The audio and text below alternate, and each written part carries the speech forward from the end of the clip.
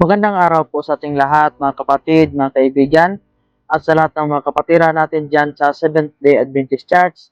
Happy Preparation Day po sa ating lahat. So, ang Bible verse po natin ngayon, mga kapatid, ay mababasa po natin dito po sa aklat ng unang Juan, Kapitulo 4, versikulo 10. Ito po ang sinasabi dito, mga kapatid.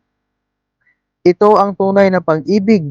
Hindi tayo ang umibig sa Diyos, kundi siya ang umibig sa atin at isinugo niya ang kanyang anak upang akuin ang ating mga kasalanan para sa kapatawaran natin.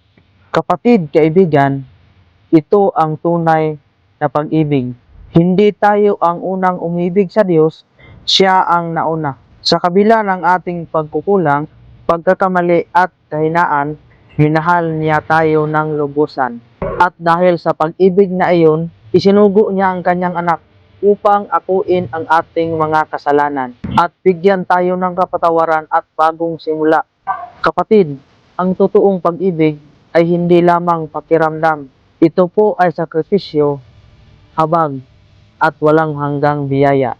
Maraming salamat po sa Panginoon sa pag-ibig na hindi nagmamaliw. So yan po ang mensahe natin ngayon sa araw na ito, mga kapatid. I hoping na na-bless ka sa ating Bible verse ngayon sa araw na ito. So kung na-bless ka, kapatid, please share this video para ma-bless din ang iba. So yan lang po, mga kapatid. Maraming salamat po sa inyong panonood at God bless po sa ating lahat.